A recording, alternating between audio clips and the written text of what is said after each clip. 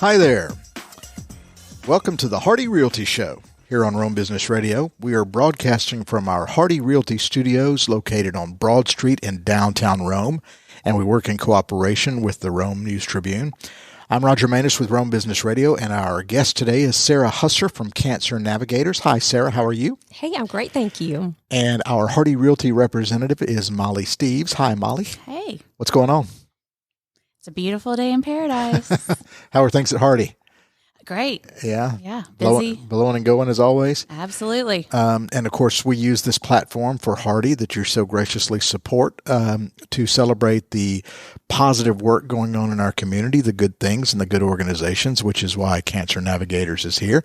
So, Sarah, could you please tell us, just give kind of the broad overview of your organization? Absolutely. Well, Cancer Navigators provides free resources and services to cancer patients in the region, Northwest Georgia as well as Northeast Alabama. And the services range from, we have a counselor on staff, so we do free counseling, transportation to treatments through gas cards or bus vouchers for the Rome City Transit. We distribute medical supplies, that's ostomy supplies, as well as wigs, caps, hats. We have a weekly support group every Friday at noon that's at the Cancer Center. We also do retreats. We had our first in-person retreat in July. And so we do a variety of services. The liquid nutrition, that's another big need for patients in active treatment. We distribute those as well as work with the food pantry to do referrals for our cancer patients. So we're really mind, body, and spirit to try to meet them where they are and provide relief and let them focus on just getting well and getting to treatments. Okay, that is a very long, impressive list. You sound like you've said it before. Molly, what is your connection? I'm on the board of Cancer Navigators and support what they do. Most of us have been affected by somebody in our lives who have battled cancer. And so it's something that's near and dear to my heart. And Hardy has been a long supporter of Cancer Navigators. Okay, so let's kind of dive into the weeds here a little bit. Where are you located? We are located on the third floor of the Harbin Clinic Cancer Center. Okay, and how are you funded? You're a nonprofit, but you have some sort of staff partnership. Yes, absolutely. Our staff, we are affiliated with Atrium Health Floyd, so they pay for our overhead as well as 3 staff positions, and then we raise money through donations and fundraisers for all patient care, and our counselor is paid through the donations, through the fundraising, because it is direct patient care. Okay, so you're not government affiliated. You get dollars from people and local businesses that support your cause. Correct. Okay, so that's what you need, right? If we were going to get any message out here today, it's help us out. Absolutely. Okay. Do you need volunteers? We can use volunteers. In fact, with COVID, we had to suspend our in-person volunteer program, but we are now back to where we could have volunteers come into the office to help answer phones, distribute supplies to patients. We also do fundraisers where we can use volunteers. We'll have our wreath sale and auction coming up in November, so we will be promoting it, and we have it's the community who decorates the wreaths that we're able to sell, and then all the funds go to support cancer patients. So with this deal with Atrium, like a lot of the dollars go to the patient supporting care. Most of the dollars. Yes. Yeah. Absolutely. So that's for somebody who's donating. It's not going to administrative cost. Yes. So that's a good feeling for the person that we're trying to get to write you a check. Absolutely. I can tell them exactly where it goes. And, some people want to support counseling or they want to support the transportation program. So I can tell them with the amount that they give exactly what they're doing, how many gas cards they're distributing, and we can really, work with them and make sure that their money's going where they want it to go. And we were chatting just before we got started with Molly here about COVID. Even though you don't think of COVID and cancer in the same, but it affected budgets and medical care and everything. Can you take us through that, kind of putting a crunch on you guys now? Yes, back in 2020, the healthcare community had warned us that they thought that we would really be busy in 2021 and 2022 because of delayed doctor's appointments. Patients not getting in to see their doctors till later, which would result in later stage cancer diagnosis. And then you add in, current economic conditions and fuel prices, and so we have been busier than ever with referrals and patients. We are seeing over 20 patients some days, and that's just walk-ins coming in to get supplies. That's no phone calls. That's no patients with appointments with our service navigator or our counselor. And so we have really been busy, and we are so fortunate that our supporters have been there and helped. The transportation has been the number one need this year. And January through August, we filled 923 requests for transportation assistance, which is well over $20,000 to help patients get to treatment.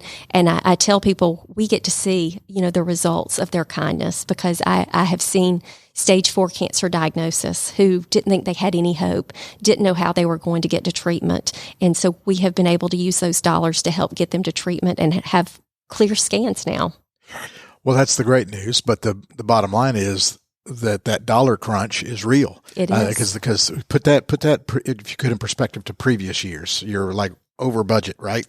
Yeah, we have a wonderful board, and I will say that you're saying that because Molly's here. I am speaking the truth. They see what our patients' greatest needs are, and focus our budget on their greatest needs, which since COVID, it's really been counseling, transportation, and nutrition. So we have made sure that the donations have really supported those programs. And the board, every other month when they meet, they have looked at the need as well as the budgets and doubled the transportation budget this year because they saw that that's the need. And, if the number one need is getting to those treatments, and that's how we can help patients get there. Well, and you even touched on a couple of things on your list off the top, which were interesting to me, like counseling. Is that counseling the patient, or are you counseling the families, or both? Or because when cancer enters a family, it affects everybody, right? Absolutely, and it is both. Most of the referrals are for the patient, so the healthcare provider will refer the patient for counseling, and then many times when the patient gets in, they see that their caregiver, their loved ones would benefit. So our counselor does counsel patients as well as family.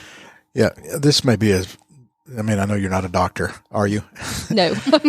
Are we making progress fighting it? Because it's so insidious and been around, and it's so many different kinds of cancer. Are we?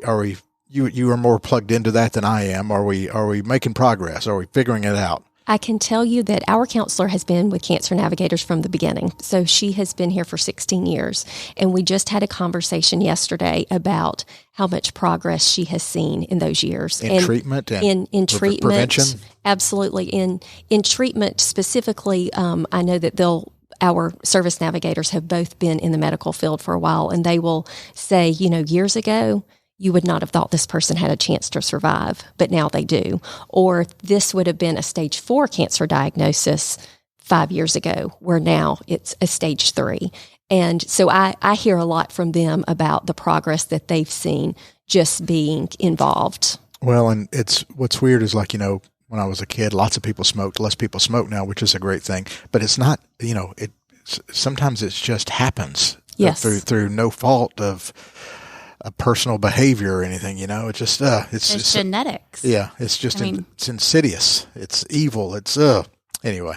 But as you talked about, Molly, it's everybody knows somebody, And so, what is Hardy's connection? Is this part of Hardy Helps? Overall, you guys just want to get involved in the community so much that y'all just do everything you can? Hardy Helps has, and before they established the term Hardy Helps, Hardy's been a longstanding supporter of Cancer Navigators. We have some folks in our office who have been battling diagnosis for years and have survived, and many of us have family members as well. So it's one of those things that everybody knows somebody, and so we stand behind it. And this last year, I don't know not to talk about what we did, but it was kind of neat. Some of the numbers when Sarah talks about transportation, if you give a gas card, how many people or how that helps. So the agents last year collected gas cards and donated them to Cancer Navigators. So that's something that the community can do too. Absolutely. Yes, we have, and we do have some supporters that they'll bring in gas cards, $25 gas cards, and then we're able to distribute them to our patients. So that's how that works. When you say you need gas cards, it's just a debit card for gasoline at whatever station. At one of the stations, and we try, to get, if supporters call, we'll say definitely make sure, it's stations that are in this area that are easily accessible for the patients. And then they donate the card, and then what do you do with the card? We distribute it to the patients. Okay. And we are able to check and make sure that every patient that's receiving it is in active treatment. They're going to treatments. And so, we do our due diligence to make sure that they are going to those that have got treatments. Okay. Do you provide transportation? Do you provide a driver sometimes if necessary? No, I wish we could. Okay. We do not do a driver. And then Rome Transit, we do have some patients that we are able to buy them the Rome Transit tickets or the paratransit. And so we work with Rome Transit to help get those patients to treatment. Okay. But that's just one aspect of transportation. Another thing you mentioned, which kind of just never would have thought of this, wigs. Yes. I would imagine that's critically important to a cancer patient for self-esteem. I don't know what word I'm looking for, but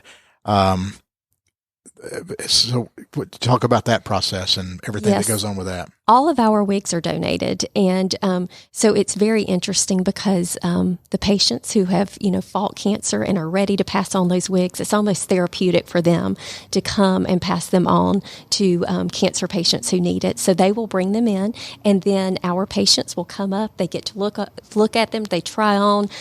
We've got mirrors set up, and we have a room that we'll even give them if they want to bring friends or family members in to try on the wigs and make it as festive an occasion as they can, a positive one. But I have definitely learned how important, it is. People really identify a lot of times with their hair and feel like it's what helps make them the person they are. And so it's wonderful to see the smiles and the joy whenever they find the wig that they think is expressive of them. Yeah.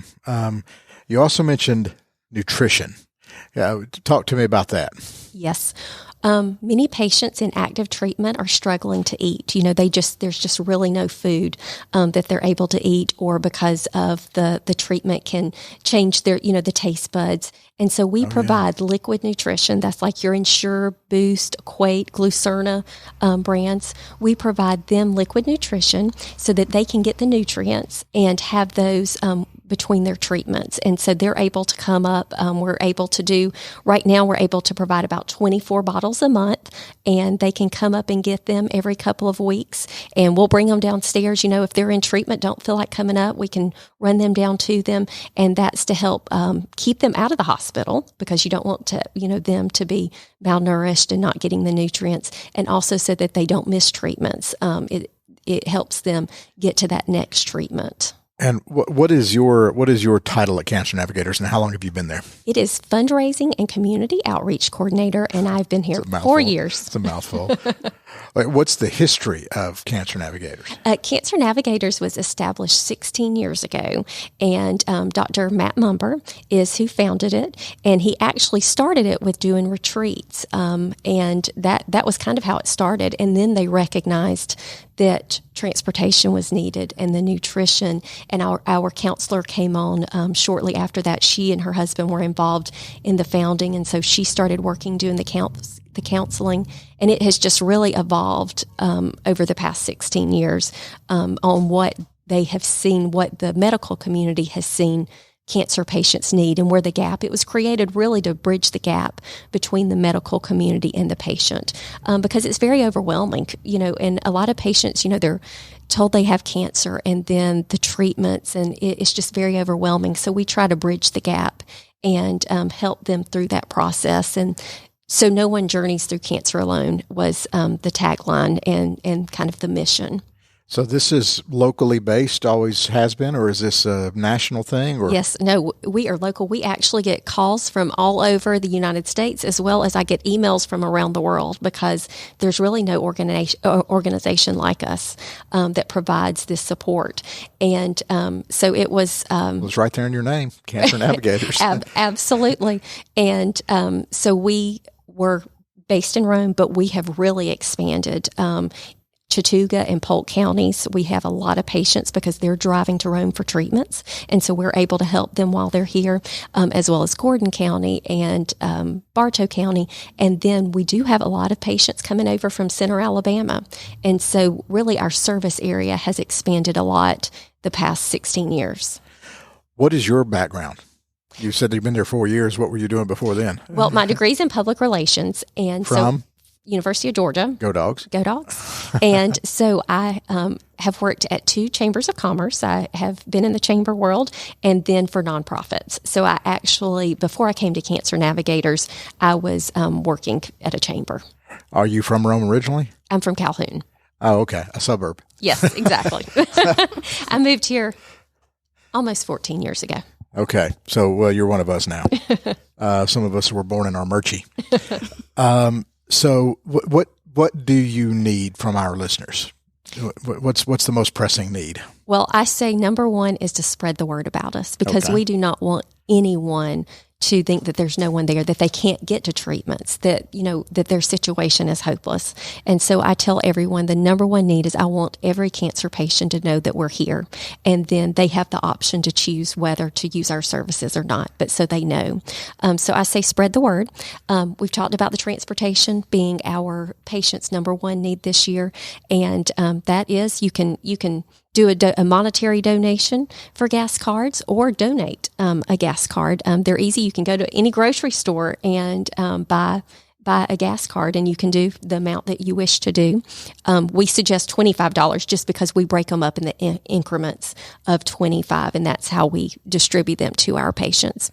Liquid nutrition. The price has definitely increased the past year, and we are ordering liquid nutrition usually twice a month, but that can be, and we usually distribute chocolate, vanilla, and strawberry flavors, and we do high protein and a regular so that our diabetic patients have an option and have a lower sugar option for them. But you can donate a case of nutrition, and all that just goes directly to our patients. We're able to just pass it over. And you were raving about your board a little earlier, and obviously Hardy's on there. What other local businesses are represented on your board that you might want to say thanks to? Oh, absolutely. Well, I don't mean to catch you off guard there, but not at all. Well, Harbin Clinic, we do have a medical oncologist and radiation oncologist on our board. Of course, Atrium Health Floyd, we have got several representatives from them on our board. Hardy Realty, we've got Molly, Mimi from Mel and Mimi is on our board. Ainsley Rice with Rice House. We have a CPA. JJ Walker Seifert, she is on it. So we have an attorney on our board. So we try to be pretty well represented. Bad Waters is been on our board for years. So we have a great group that is so compassionate and just really wants to help cancer patients. Molly, what are the duties of a board member of a nonprofit? Wow. You get together and you look at the lay of the land and you say, okay, how can we help? Well, what's fabulous is Sarah has a great report, and there are other folks from Atrium that are there that answer questions. But I mean, this last board meeting, if that's not, what you kind of touched on, looking at the budget and what's been happening with transportation. Right. And so there was a motion to raise that because of, if you can't get to treatment, then how do you fight? Right. So a lot of folks are coming from, Chattooga County, Polk, from far away. So we think $25, I mean, how expensive gas is right now. I mean, that's very helpful. So. Oh, sure it is. So you operate under the auspices of the board in conjunction with, give me numbers of patients that are helped on a daily basis right now with your work. Well, I can tell you annually is about 1,500. Really? Absolutely, yes. Wow. Yes. And then in June alone, we had 290 patients come, in and out of our doors. So we really have been averaging some days 20, 25 patients coming in and out. Wow. That's just mind-boggling. Have those numbers changed much over the years? You mentioned we're in a little bit of a crunch because coming out of COVID and people put off healthcare. Like Molly, you said you put off healthcare. I did. Yeah, I think I might have skipped a dentist appointment, but this is obviously much more serious than that. But how are the numbers year to year to year typically? Are we getting? I guess this goes to the bigger question of if treatment is better, more people are in treatment, because we're fighting the good fight. Yes. Is that a way to say it? Absolutely. And now during COVID in 2020, our number went down to a little over 1,300. So we saw a decrease in the number of patients at that time because they were not going to the doctor's appointments and, it wasn't as busy. So last year went up to over 1,500. And I would tell you this year I expect it to be greater based on our numbers. And do we hope that it levels off next year, or is this a new norm? Well, I also like to think that people are hearing about us. Even though we've been around for 16 years, it's amazing the number of people that you've talked to and they've never heard of Cancer Navigators. So if it means that just more people are learning about us, then it may be the norm. And that is our goal because, of course, outreach suffered during COVID. We were not, able to get out and about. There were not the speaking opportunities. And so hopefully we are back out to spread the word to get people to their treatments and know that they have someone that can help them. Well, it's interesting. A few minutes ago, I asked, what do you need? And you said you want people to spread the word, which is obviously we hope this podcast helps to do that. But as a nonprofit, you have restrictions to how you can market yourself and best ways to spread the word.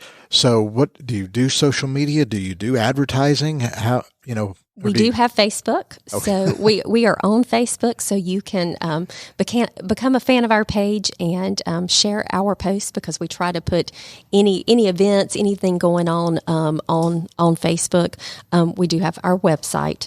But we really do rely a lot on, word of mouth and our board helping spread the word. Yeah, because there's really no other way to do it. Right. But what did we do before social media? Why didn't we think to invent social media? Wish we had. That just seems so simple now, right? Yes. There's a website that connects and you can share and, but of course then some people use it for other things. But, okay. Any final thoughts? You need people. You need volunteers sometimes. You want to spread the word. You need dollars. What else do you need? Just people paying attention and helping out the best they can. Absolutely. And just to say thank you. We have a wonderful community that's very, very supportive. And it's amazing when patients come to our office and when you hand somebody 12 liquid nutrition and they're teary-eyed and they just cannot believe that there are people that want to help them. It's moving.